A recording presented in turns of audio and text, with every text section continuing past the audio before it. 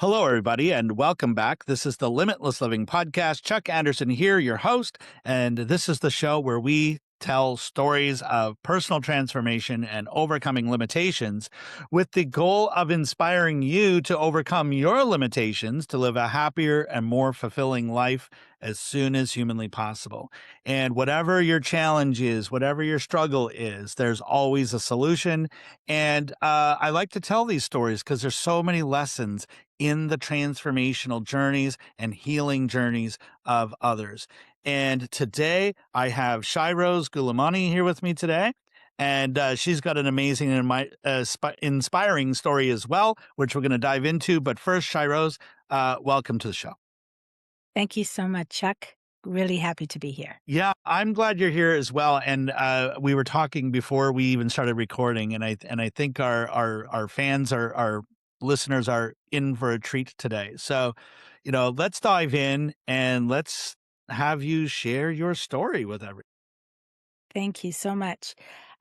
Just a little intro about myself. I'm a resilience and leadership strategist, and I work with executives, leaders, high performers in helping them manage their pressure so it becomes their leadership power. And sometimes that pressure looks very different in many different ways. It can look like self-doubt. It can look like imposter syndrome, and it creates this thing within your body and your mind that says you're just not good enough. You can't do this. And I was faced with a situation like that about 2 years ago. I was in a high stakes meeting for a global festival that was going to be happening in Dubai. And I realized in real time the true scope of the role that I was given, that I had just undertaken, and it was Director of Global Talent. And I learned in that meeting that it involved recruiting across 52 countries, working with world-class athletes and artists, and aligning with senior leaders and delivering for an audience that was potentially going to be there of 30,000 at the festival. And I have to tell you, my body reacted before my confidence could catch up. I had a dry mouth. I had my heart was beating really fast, and though I felt a sense of adrenaline, like wow, um, I'm going to be doing this. And when all the eyes turned on me, I had this real big instinct to just say pass, but I didn't. And in that moment, I made a really conscious decision to step forward without a fully formed plan. I wasn't sure how I was going to recruit this talent from 52 countries and have them at the festival. But I trusted that I could I trusted that I could create clarity to learn how to do this in small increments through action. And what that experience cemented for me, and that's what I shared with you, Chuck, earlier, is that it was the best decision I made. And I could have easily lost that opportunity if I had started to pay attention to the pressure I was feeling in that very moment. If I had not taken the pause to say, what do I really want? And what I really wanted was to do this role. I wasn't sure how, but I really wanted to do this role. And I didn't want to let people down. So what that also involved is for me to make that commitment to myself, to my heart, and to my brain that this was going to be a lot of work. There was no ways about it, but that I knew something that was going to be there for sure. And what it proved to me was that pressure doesn't wait for you to feel ready. It actually forces a decision. And that's not always a bad thing. As I said, this was one of the biggest and best experiences of my life. And the power comes from choosing to make that decision at scale before you even feel like you're fully prepared. and I wasn't prepared, but I did it. I was successful at what I did, and I made an impact. I love that story, so many parts of it. I love what what you just said recently, which was pressure doesn't wait for you to be ready. Or was that is that Yeah, exactly what you said? Yeah, exactly, or yeah, some form of that. for you Um, to feel ready. Yes. yeah, for you to feel ready. And man, I've had moments like that, and I know many, many other people who have had moments like that. And so I love that. And I always like to, in those moments, because there's a crossroads, right? Like you could have said no, but you didn't say no, you said yes. How close were you to saying no? And what was the thought process that you kind of went through as you were making that decision to follow through? Yeah, it was, I think, when I was feeling like, I don't know if I can do this, like real self-doubt, right? I actually took a moment in my head, and I bet you while we were in this meeting, it might have even been like seconds before when they asked me, what I was gonna contribute and what I was gonna do. It probably was a long pause, or at least in my head, it felt like it was a long pause. But that pause that I took in that very moment, I said, "Is that pressure talking to me, or is that the truth?" And that small shift created space for me, because from there, I knew that I don't have to try and control everything, and that if I just focus on what actually matters, it's gonna be okay. I'm gonna be okay. And so afterwards, I really focused on what are the facts of this role? What is it that I need to do? What's in my control? And then what decisions do I need to move this forward? And that shift from reaction to leadership is the work I do now. Mm, And and that experience really solidified the work that I do now, mm. because it really is using your resilience to transform pressure into power. Is there some part of this journey and the takeaways from this experience that have sort of shaped the way you work with clients now, or even inspired you to do it in a new way? Because were you already coaching before this experience? Uh, And I think we are talking a little bit about this beforehand, but I'm really interested in how this experience and now looking back on it and go, man, I'm really glad I did that. And how does that shape the way you work with people now? yeah. I was coaching prior to this. I, in fact, took a break from what I'm doing now during those 18 months of doing this project. And when I came back to it, I had a whole different perspective. I honestly felt limitless. Mm, Like, I just felt anything was possible, and I felt the importance of taking my knowledge, my lived experiences, and sending that message and amplifying it to a much bigger stage. And that's where my aspiration to speak on stages, to impact wider audiences, and to really live and um, I think move forward, um, pay forward maybe is a better word, what I have learned and lived to others who can benefit from this, from the lessons of life that I have, lived with and paid the price for, and come back stronger than ever. Because pressure itself is not really the problem. It's when it's unregulated that it becomes something that can impact one's health or relationship or performance or opportunities. It closes your doors because you don't allow yourself to take the time to pause and think, is this really pressure or is this the truth? What are you hearing from people that are coming to you for help? Like, and so the clients that you're working with, and if you think about the beginning of that relationship and the beginning of that journey with them, what are you hearing from them? What is their struggle? What is their challenge? What are they saying? Gosh, I really need your help with this. Like, what are you hearing from them? Yeah. A lot of the clients that I work with, they're so capable. And on the outside, they are just doing fine. They're the image of success. They are polished.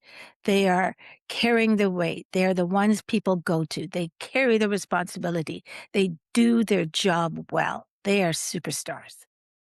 But on the inside, a lot of them can never turn themselves off. There is this weight that constantly is eating at them that they don't know how much longer they can take. And some of them come to me and say, I don't know how to turn off. I can't sleep well at night. I am always feeling tense. I'm always on and I'm exhausted. And just simple things like that tells me that they are working with very unregulated pressure. And when you hold it and it continues to stay unregulated, it then starts to define you and everything becomes harder. Everything becomes less clear. Everything becomes not enjoyable anymore. Their jobs, what they're doing, how they're doing it, who they're doing it with, everything just feels this is not what I signed up for. This is not what I wanted my life to be like. And so that's where I can hopefully help and get them to regulate their pressure so that they understand how to hold it, how to direct it, and how to use it so it serves them. And when that happens, when that magical moment happens where they can then sustain themselves and know exactly what they're doing, that's when pressure becomes their power. Yeah, amazing. And I'm thinking back to it was quite a long time ago now, but I still tell the story of when I was a marketing director at a big company. And what I often tell people is that it was an extremely lonely uh, existence because you can't share it with you can't share your issues with the CEO or your fellow senior managers. You can't talk to your team, so there's no peer support. You can't talk to your team.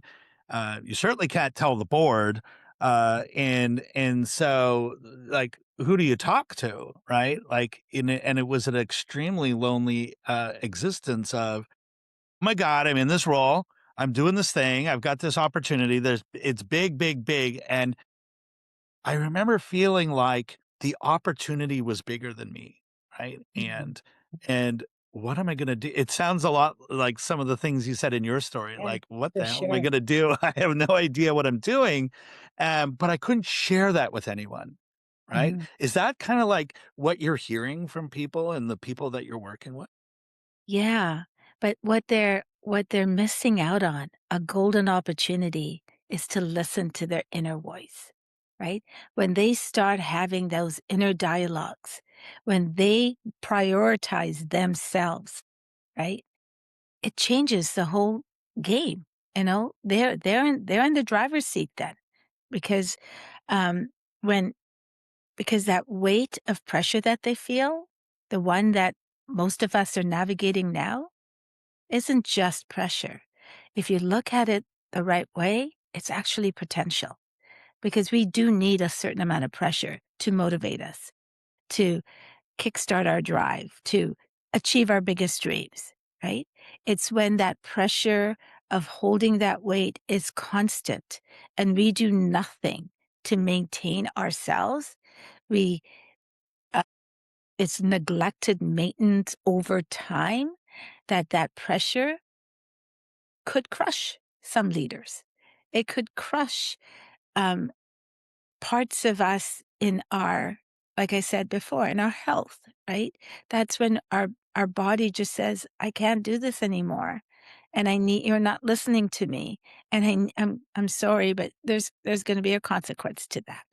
And quite often, I find that's when people start listening to their bodies. They start listening and prioritizing themselves and doing self care and being more compassionate to themselves.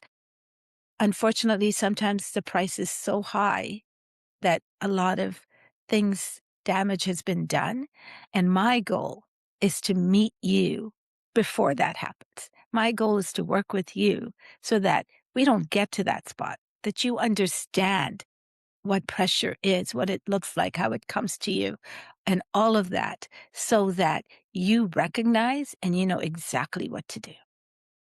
I love that. And it reminds me of how grateful I am for my experience. And it never got to that point, but I had many peers who, it went on so long that, things kind of imploded on them.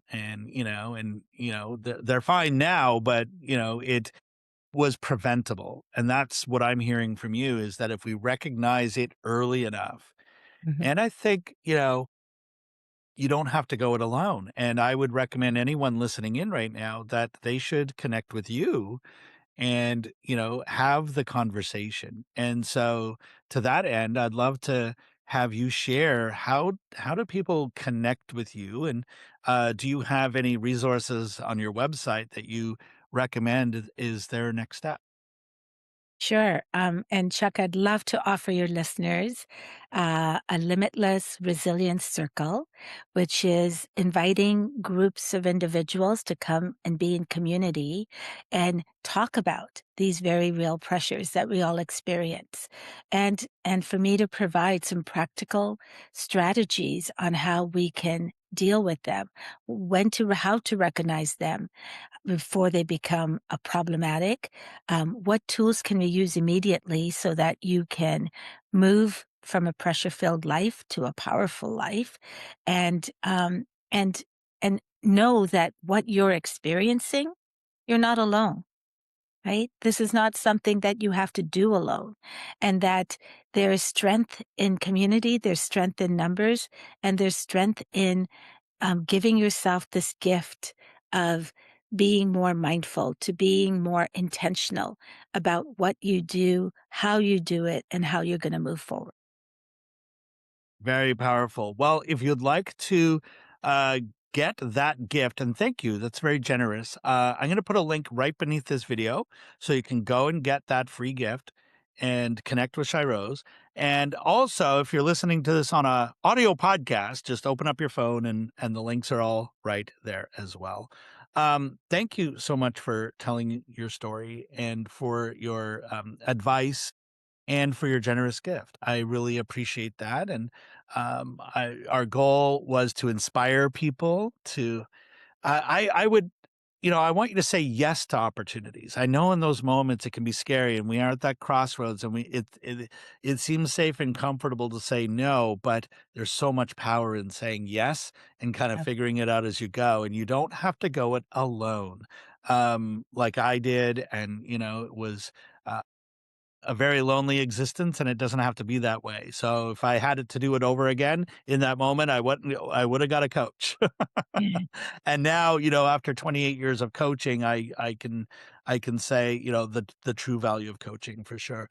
So thank you so much, Shiros, for everything that you shared. And I want to ask you if you have any final piece of advice or words of wisdom to leave our audience here with today as we sign off.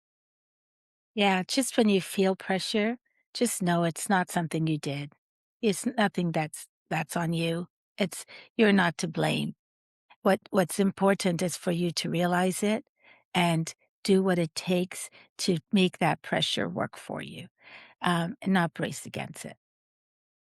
I love that. Make the pressure work for you. That's a great concept. I love that. Thank you. Those are great words to end this episode by. And to our audience, thank you as well. If you're still listening to me, that means this topic resonated with you. And I highly encourage you to, again, click the links beneath this video and go get that very generous gift that Shairose gave to our audience and make that your next step. And maybe identify some other next step that you have, something you've been putting off, something you've been saying no to, something you've been tolerating, whatever it is. Take that step forward and let the rest unveil itself as you move forward. And so there's no challenge too big to be overcome. There's no problem too big to be solved. And, I hope that you keep moving forward and write your story and your journey of living a limitless life and being happy and fulfilled in that life. And when you do, come back and share your story and inspire others, as the way some of my guests has today, and certainly the way Shairose has in this episode today. So thank you, Shairose. Thank you to our audience.